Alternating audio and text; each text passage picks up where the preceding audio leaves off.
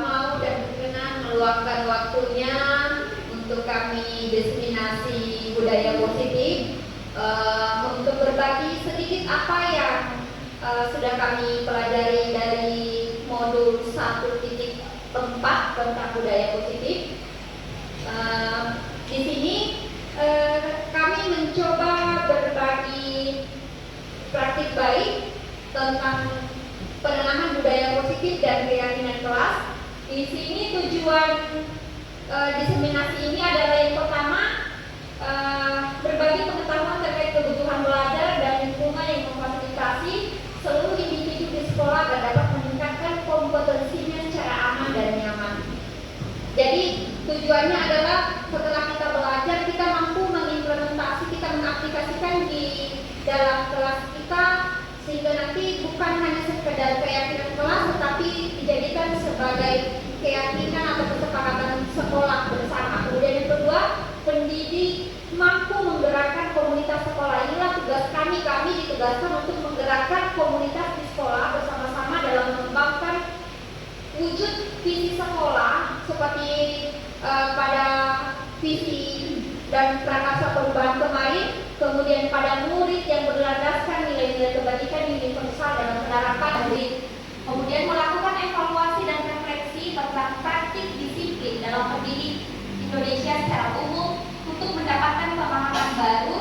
Kita anggap saja bahwa ini pemahaman baru, meskipun sebenarnya kita sudah mengimplementasikan, kita sudah menerapkan di dalam kelas dan sekolah kita bersama, tetapi kita mencoba untuk merubah paradigma yang lama ke paradigma yang baru dengan memahami peran sebagai guru untuk membangun budaya positif dan menerapkan konsep disiplin positif dalam berinteraksi dengan murid ataupun sesama kita sebagai warga sekolah.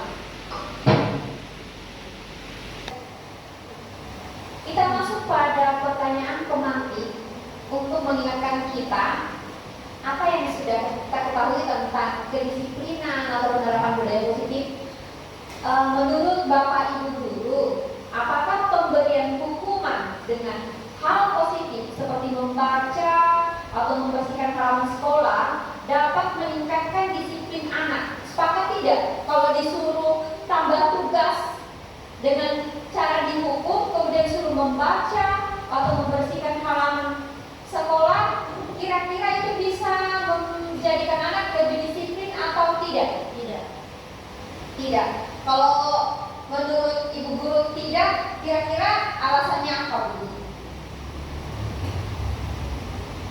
Karena kalau menurut saya dan pengalamannya saya, kalau memberikan menyuruh anak membaca terus membersihkan halaman sekolah, itu justru anak yang tersebut yang mendapat hukuman, dia akan tersisihkan dengan anak-anak yang lain.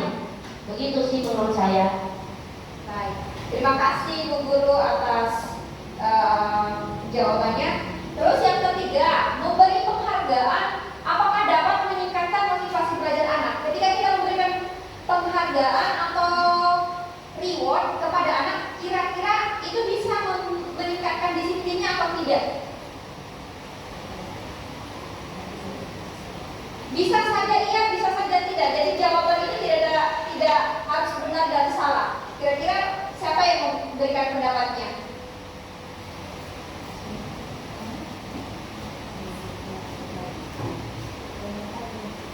Silakan Ibu Guru.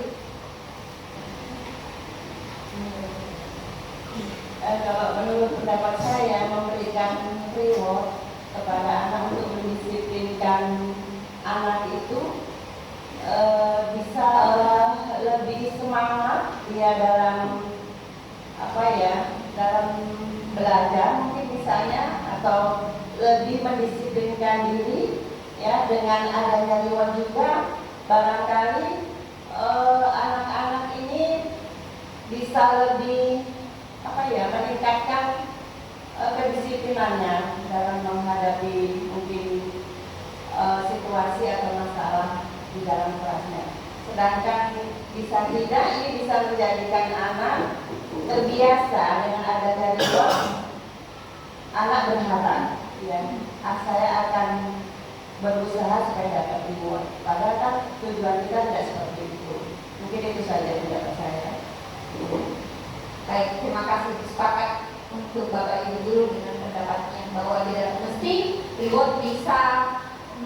memberikan dampak positif, dan tidak mesti bahwa hukuman bisa memberikan dampak yang positif. Kemudian restitusi di segitiga restitusi yang akan kita pelajari dan kita bahas bersama, semoga bisa kita pahami. Di sini ada kegiatan kepalang tangan. Ada A dan B. Anda, misalkan nih, Anda dan teman Anda, sobeklah cari kertas kecil, tuliskan benda atau sesuatu yang sangat berharga untuk Anda. Letakkan di salah satu tangan Anda, genggam benda atau sesuatu tersebut dengan segala daya. Kita coba membayangkan, buatlah sebuah kepalan. Kalau kita mengepal, terus tiba-tiba teman Anda di samping Anda akan mencoba dengan sekuat tenaga, dengan berbagai cara untuk meminta Anda memberikan benda tersebut yang kita genggam. B. Bisa membujuk, mengancam, menghardik, merayu, menyuap, apa saja agar Anda dapat membuka kepalan tangan Anda. Dan apa yang akan terjadi? Kira-kira Anda akan membuka telapak tangan atau tetap kepal tangan itu? Nah, inilah ilusinya. Yang pertama, perubahan untuk merubah mindset kita. Ilusi guru mengontrol murid, bahwa kita yang mengontrol murid, kita yang mengatur segalanya di dalam kelas tanpa meminta pendapat dari murid-murid kita. Kemudian ilusi bahwa kritik dan membuat orang merasa bersalah dapat menguatkan karakter. Ternyata itu hanya ilusi. Kemudian ilusi bahwa semua penguatan positif efektif itu bermanfaat. Kemudian ilusi bahwa orang dewasa memiliki hak untuk memaksa. Nah, sebenarnya saya juga melakukan hal yang sama. Kadang memaksa, harus begini, harus begitu. Ternyata tidak seharusnya seperti itu. Ada disiplin. Yang kita pahami selama ini tuh disiplin itu apa sih? Berasal dari bahasa Latin disciplina, yang artinya belajar. Kemudian makna asal dari kata ini berkonotasi dengan disiplin diri dari murid-murid Socrates, ini menurut Socrates dan Plato. Kemudian disiplin diri membuat orang menggali potensinya menuju sebuah tujuan apa yang dia hargai. Kemudian, namun dalam budaya kita, di negara kita di Indonesia, makna kata disiplin telah berubah menjadi sesuatu yang dilakukan seseorang pada orang lain untuk mendapatkan kepatuhan. Kecenderungan umum adalah menghubungkan kata disiplin dengan ketidaknyamanan, bukan dengan apa yang kita hargai atau pencapaian suatu tujuan mulia. Nah, nilai-nilai kebajikan universal di sini yang kita ketahui bersama adalah setiap perilaku atau perbuatan yang tadi kita sudah pelajari bersama pasti memiliki satu tujuan. Jadi ketika bersalah, kita tidak langsung menjadi kenapa, cari tahu dulu. Nah, kemudian dengan menaikkan nilai-nilai kebajikan yang diyakini seorang, maka motivasi intrinsiknya akan terbangun. Motivasi intrinsik itu motivasi yang muncul dari dalam diri kita karena kita sudah meyakini bahwa hal itu adalah memang sesuatu yang menjadi keharusan, bukan karena dorongan atau paksaan dari luar atau supaya dan kreatif. Nah, itu tadi disiplin positif. Selanjutnya adalah teori motivasi, hukuman, dan penghargaan serta restitusi.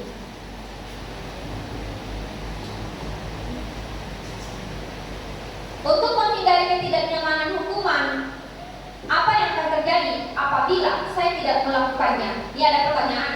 Yang contoh di sebelah ini, di warna coklat itu adalah motivasi eksternal. Kalau saya tidak melakukannya, apa yang akan terjadi? Begitu masih dorongan dari luar. Kemudian apa yang akan saya dapatkan apabila saya melakukannya? Begitu masih motivasi eksternal dari luar. Kalau misalkan motivasi internal, contohnya adalah saya akan menjadi orang yang seperti apa bila saya melakukannya. Jadi yang bedanya internal dengan eksternal internal itu adalah kesadaran diri dan dorongan dari luar.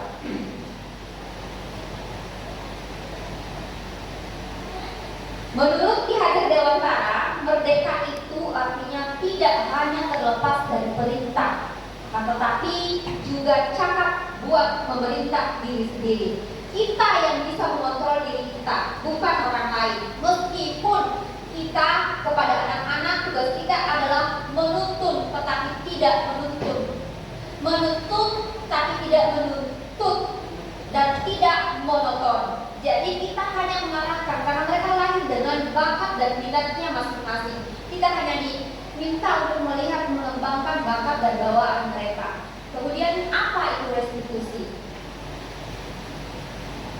Baik, tadi dari keyakinan kelas, dari awal kata yang menjadi kesepakatan kelas kita ubah menjadi kalimat yang lebih positif sebagai bentuk keyakinan kelas. Kenapa kita mengubahnya dari kesepakatan atau tata tertib atau aturan itu menjadi satu keyakinan?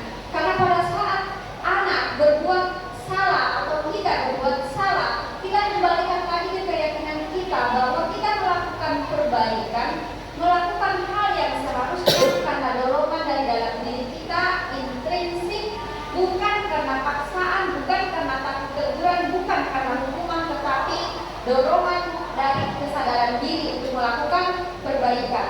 Nah, kita mengganti kata kesepakatan tadi menjadi keyakinan itu karena kita memiliki harapan supaya pada saat melakukan hal yang salah kita bisa mengembalikan kembali kepada diri kita atau anak supaya bisa memperbaiki dengan cara yang lebih baik.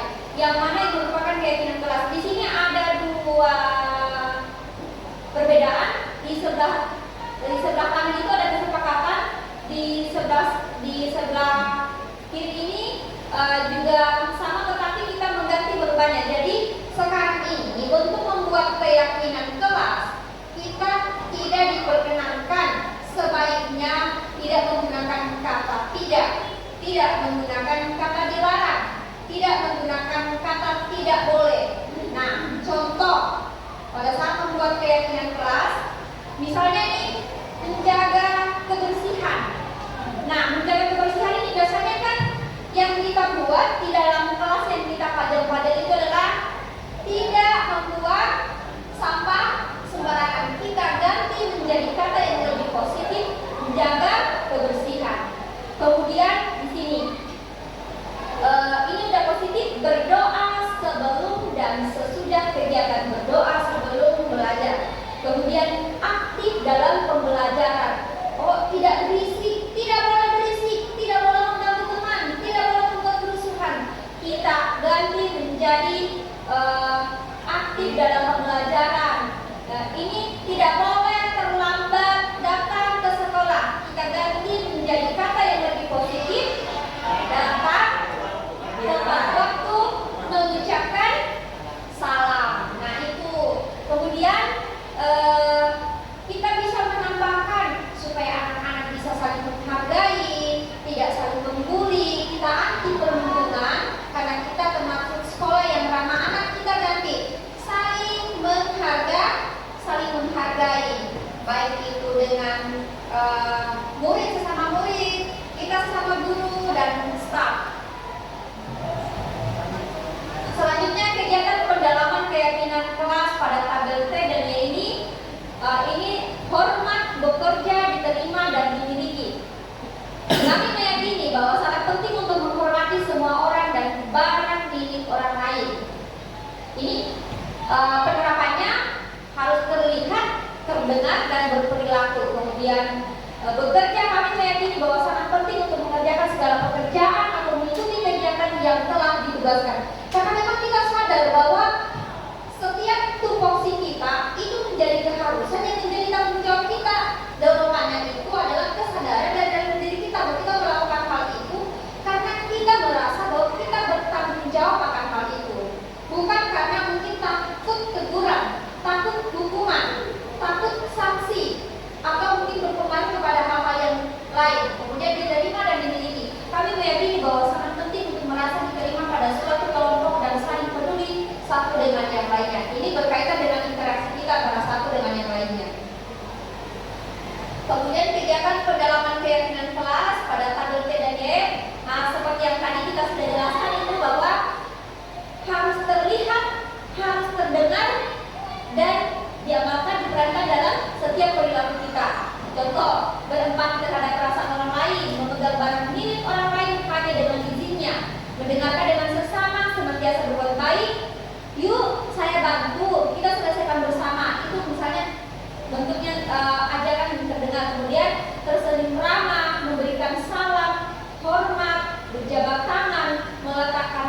tidak ada. Kalau misalkan anak-anak biasanya kita ini kalau udah wudhu bisa dengan cara begini kita mengajarkan anak-anak, kemudian memberikan ruang bekerja, postur tubuh yang tenang.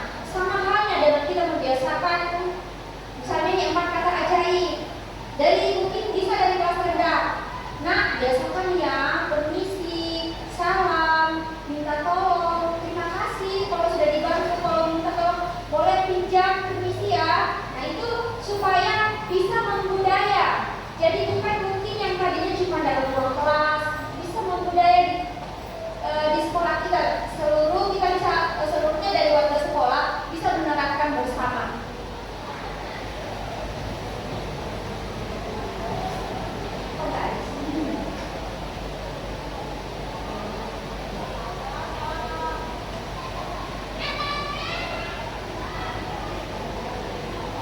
Belajar tentang identitas.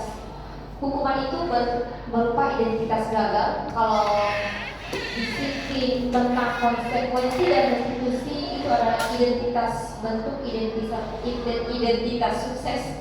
Jadi kalau identitas gagal dari hukuman itu sesuatu yang menyakitkan, berarti gagal. Tidak nyaman untuk murid untuk jangka panjang, gagal. Kemudian korban mendapatkan keadilan, murid atau anak ini akan merasa tersakiti, kemudian perilaku pasif yang muncul, responnya adalah akan muncul perilaku pasif agresif meningkat. Yang tadinya mungkin aktif naik kelas menjadi hiperaktif. Kemudian sistem tidak akan berjalan bila murid tidak takut, berlaku hanya pada sebuah institusi, tidak berlanjut pada kehidupan nyata. Peraturannya adalah kamu harus. Nah, ketika kita mengembalikan menjadi satu keyakinan, kita mengembalikan kepada siswa bagaimana mereka menjalankan itu, karena mereka merasa bahwa itu adalah tanggung jawab dan harus serta berdasarkan kesadaran mereka. Murid itu akan membenci peraturan yang kita buat ketika selalu bentuk hukuman, berarti itu adalah identitas gagal. Kemudian konsekuensinya identitas sukses adalah sesuatu harus terjadi, tidak nyaman, kemudian korban bisa diabaikan, murid anak menghormati peraturan, kemudian restitusi merupakan pilihan. Di sini restitusi dalam menggunakan restitusi itu ada segitiga restitusi. Yang pertama, ketika anak melakukan kesalahan, kita tidak langsung menjustis tanya ini dan segala macam, tapi kita tanya dulu, menstabilkan. Yang pertama adalah menstabilkan identitas, yang kedua adalah identifikasi tindakan yang salah, yang ketiga adalah menanyakan keyakinan. Tanya dulu, kamu kenapa kamu melakukan hal itu? Kamu pasti punya alasan melakukan hal itu. Sebenarnya ibu guru juga biasa, sama kok, setiap orang biasa salah. Nah itu. Kemudian identifikasi kesalahan. Kesalahan itu kenapa kamu seperti itu? Kamu pasti punya alasan. Kenapa kamu begitu? Mungkin alasannya terlambat, mungkin di rumahnya tidak ada yang urus atau apa dan segala macam. Kemudian kita kembalikan ke keyakinan kelas. Oh, ya. Kamu masih ingat tidak keyakinan kelas yang pernah kita buat? Bisa tidak kamu perbaiki kesalahan yang sudah kita buat? Mungkin bisa bantu. Jadi anak itu merasa dirangkul. Jadi kita tidak mesti mungkin teriak. Meskipun saya juga pada dasarnya seperti itu, Bapak Ibu guru. Saya juga karena seperti itu. Tetapi ada hal-hal di dalam restitusi ini, ada hal-hal yang mungkin tidak bisa diselesaikan semua dengan cara yang seperti tadi ini. Misalkan nih yang berkaitan dengan hukum, mungkin yang harus dengan misalkan nih narkoba. Nah, itu kita bukan ranahnya kita lagi, karena ada petugas yang berwajib. Nah, kemudian di sini ada 5 kebutuhan dasar manusia. Bukan cuma anak yang mau ini, kita pun sama. Yang pertama, saranium, kasih sayang dan rasa diterima, kemudian penguasaan. Kalau kita melakukan sesuatu yang baik, kita ada kok manusiawi, kita perlu diapresiasi. Hebat, luar biasa, kamu hebat nak. Nah itu. Kemudian kesenangan. Aduh, jenuh juga Bapak Ibu guru, capek dari jam 7 sampai jam 1.30 dalam kelas.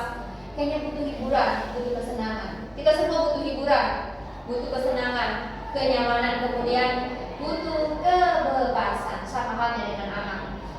Capek kayak ditekan terus, bukan tekan ditinggi ya, bukan. Tapi kayak kita tuh sekali-sekali tuh mau bebas begitu. Sama dengan halnya anak. Oh, saya bosan, misalkan di dalam kelas terus. Oke, kita keluar, belajar di luar, outdoor lagi.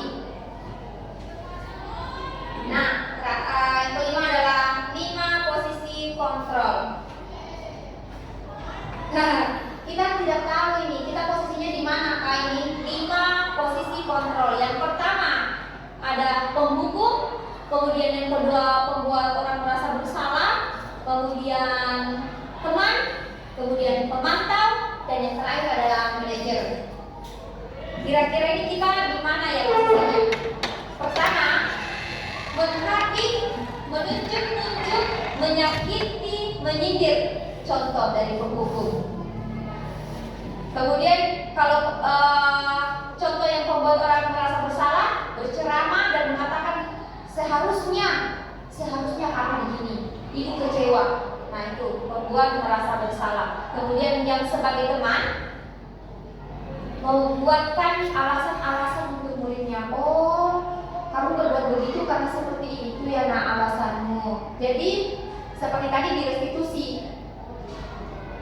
mengidentifikasi, menstabilkan identitas, kemudian menanyakan keyakinan, kemudian menjadi pemantau, menghitung dan mengukur terus. Kamu sudah berapa kali berbuat begini? Sudah ibu bilang. Nah itu. Kemudian posisi manajer adalah mengajukan pertanyaan. Nah ternyata seharusnya yang kita lakukan adalah kita sebagai manajer ajukan pertanyaan dulu. Kamu kenapa sendiri? Kamu pasti punya alasan. Ibu guru juga pernah berbuat salah. Nanti kita bisa melakukan dan memperbaiki permasalahan ini dengan baik. Pasti ada solusinya. Pasti ada jalan keluarnya.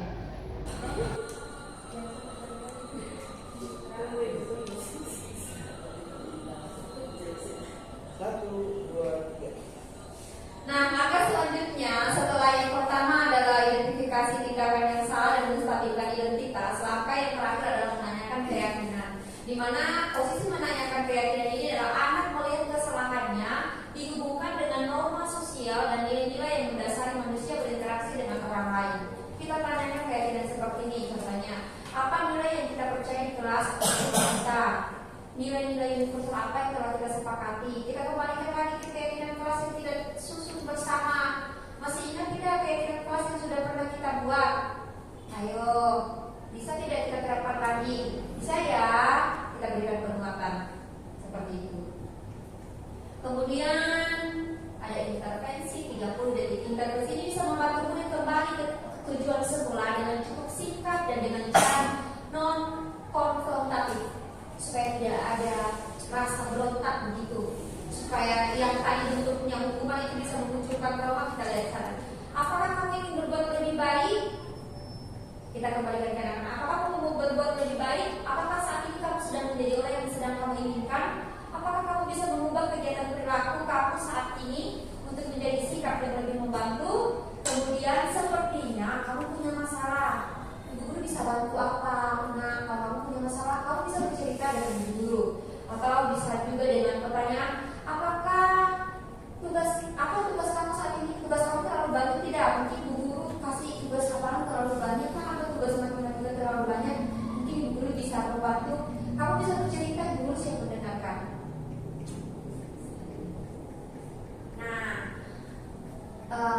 Tugas kita bersama setelah kita melakukan sesuatu selalu ada bentuk refleksi. Refleksi ini tujuannya apa? Supaya kita bisa melihat apa yang perlu kita perbaiki, apa yang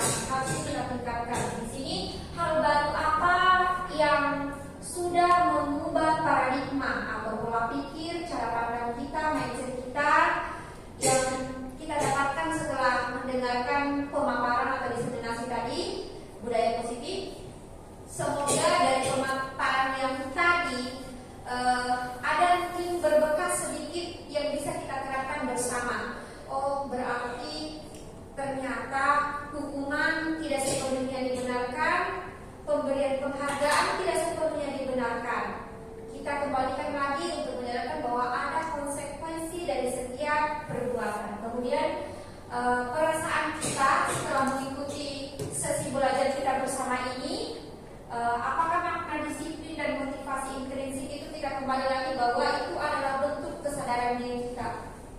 Kita melakukan sesuatu karena dorongan dari dalam diri kita, bukan karena tekanan atau ancaman atau bahkan kita takut ada hal-hal negatif yang terjadi pada diri kita. Kemudian peran seperti apa yang telah dilakukan selama Bukti Mundur ini,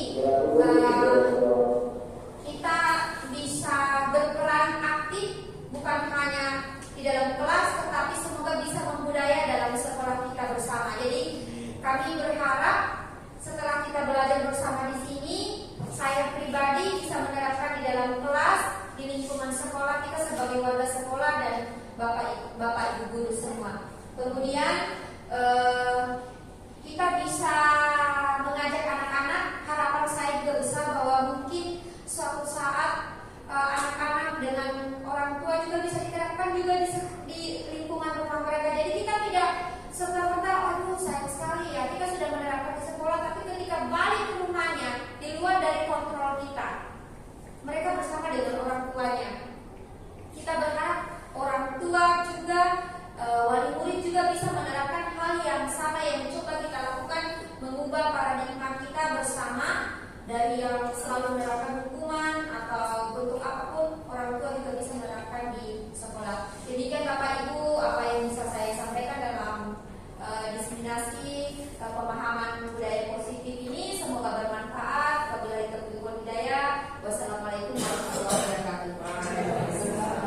Bismillahirrahmanirrahim. Bapak Ibu yang saya hormati, pada hari ini kita diberi kesehatan oleh Allah Subhanahu wa taala dan kita bisa berada di ruangan ini untuk mendengarkan atau kita akan mendengarkan materi atau praktik baik yang akan disampaikan oleh Ibu Marham, di mana Ibu Marham ini adalah CGP yang telah mendapat pengetahuan atau ilmu.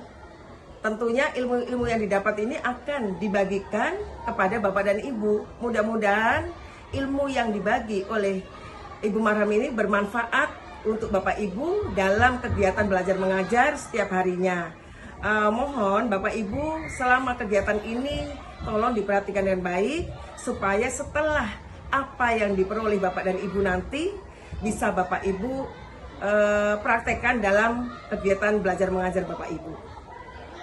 Assalamualaikum warahmatullahi wabarakatuh.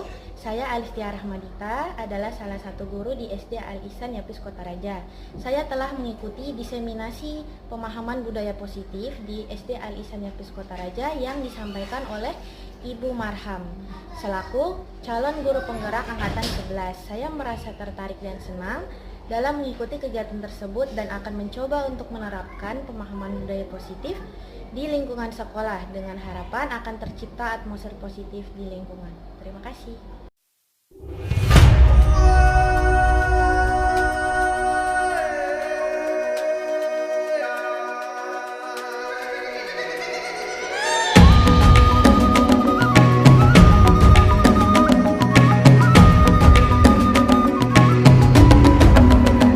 Bangun dan bukalah matamu, saatnya meraih mimpimu. Arah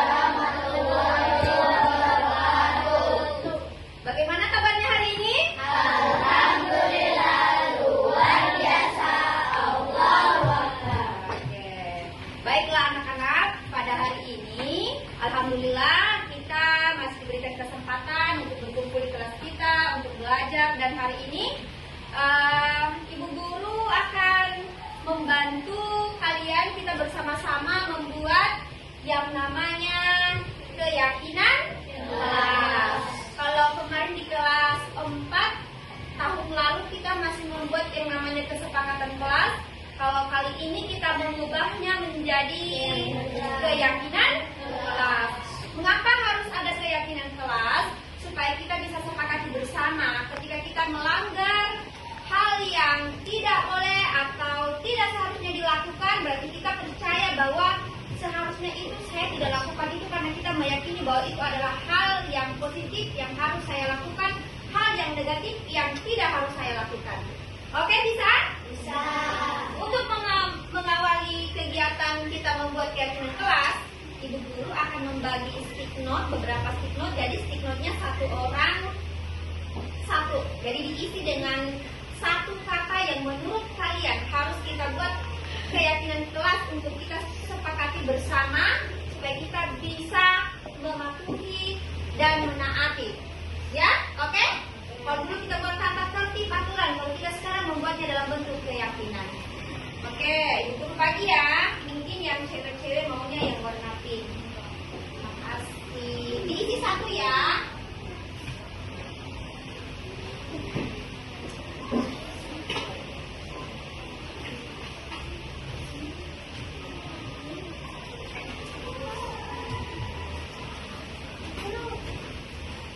Berapa tuh? Oke.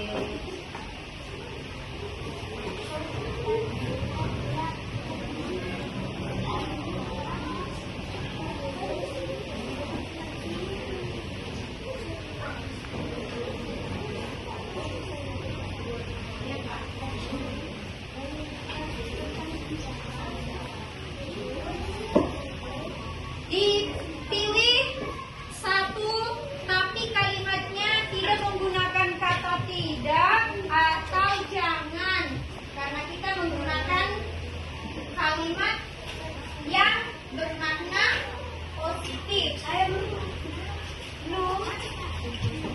lewat belum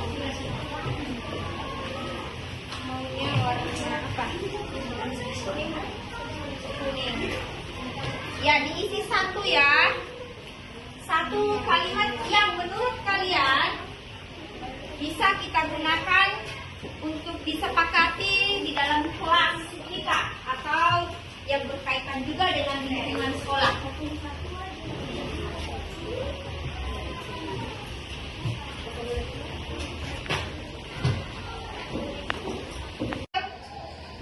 Silakan, ayo yang sudah selesai. Oke, yang tertib. Makasih. Tidak tahu ini.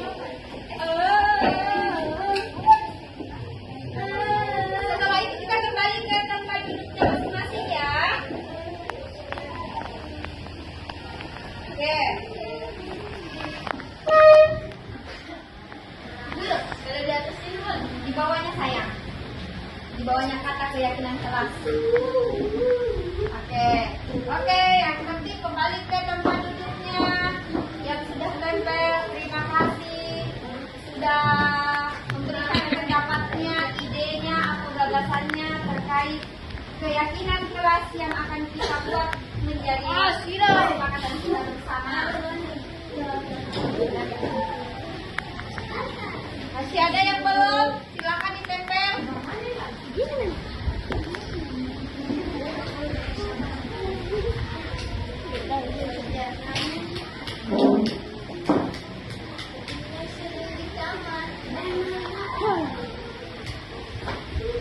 Sudah semuanya? Oke. Sekarang Ibu Guru lihat dulu ya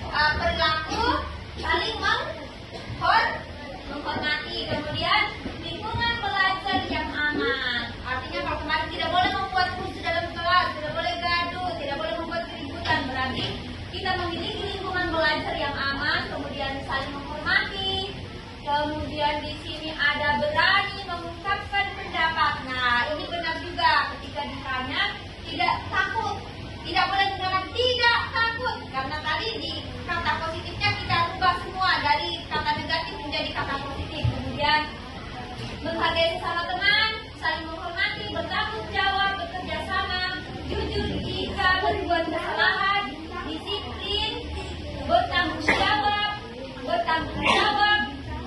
datang tepat waktu, oke, disiplin. Lewat kita harus menghormati, berarti ini saling menghormati, disiplin dalam kelas, bertanggung jawab, saling menghormati, bekerja sama. Mantap, tepuk tangan untuk kita semua. Nah, ini kita sudah buat keyakinan kelas. Untuk legalitasnya maka kita harus tanda tangan supaya nanti kalau ada yang melanggar, ayo ingat keyakinan kelasnya, masih ingat. Oke, silakan sekarang teman-teman ibu guru minta tanda tangannya yang di sebelah sini dulu. Cari namanya. Oke, nah tanda tangan supaya nanti kalau ini kita langgar, keyakinan ibu guru akan kembalikan. Masih ingat tidak keyakinan kelas yang kita sudah buat? Oke, terima kasih. Lanjut, Erlita.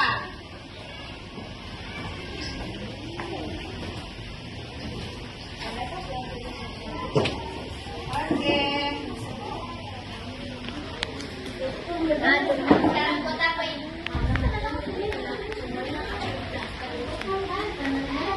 Oke, terima kasih. Lanjut. Siapa ini namanya? Cari namanya di situ.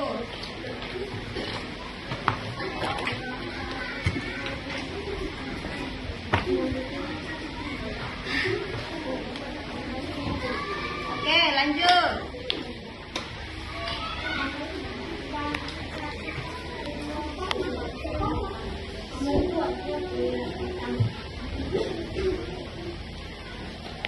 Selanjutnya.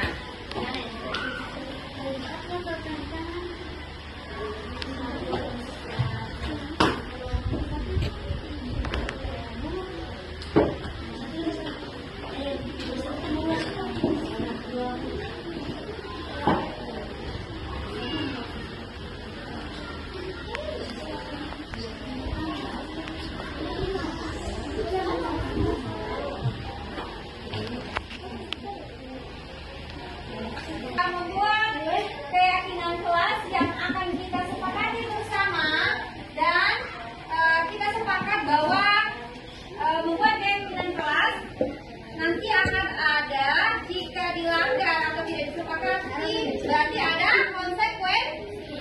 Iya, terima kasih dan nanti pada saat ada yang tidak sesuai atau kita langgar ibu akan mengembalikan keyakinan kelas itu kembali ke keyakinan kelas atau kesepakatan yang sudah kita tanda tangani bersama. Sekian, terima kasih. Wassalamualaikum warahmatullahi wabarakatuh.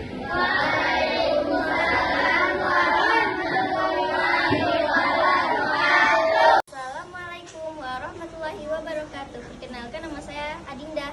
Menurut saya, membuat keyakinan kelas itu perlu supaya saya dan teman-teman saya bisa saling mengingatkan untuk menjaga ketertiban kelas. Terima kasih. Assalamualaikum warahmatullahi wabarakatuh. Perkenalkan, nama saya Wildan. Saya senang ikut serta dalam membuat keyakinan kelas. Untuk saya dan teman-teman saya terapkan dalam kelas supaya lebih tertib. Sekian, wassalamualaikum warahmatullahi wabarakatuh. Assalamualaikum warahmatullahi wabarakatuh. Nama saya Ilham. Saya merasa penting dalam membuat keyakinan kelas supaya saya dan teman-teman aman dan saya bisa nyaman belajar.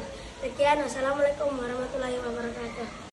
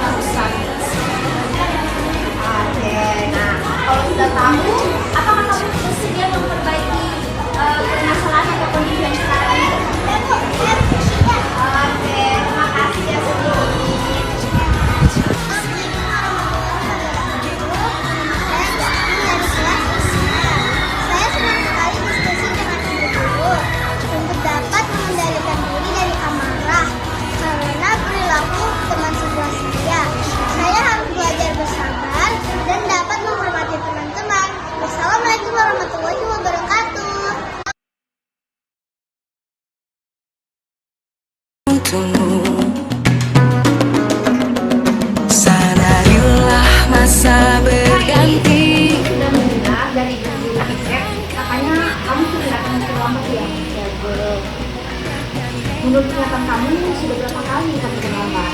Dan 5 kali Bu Guru.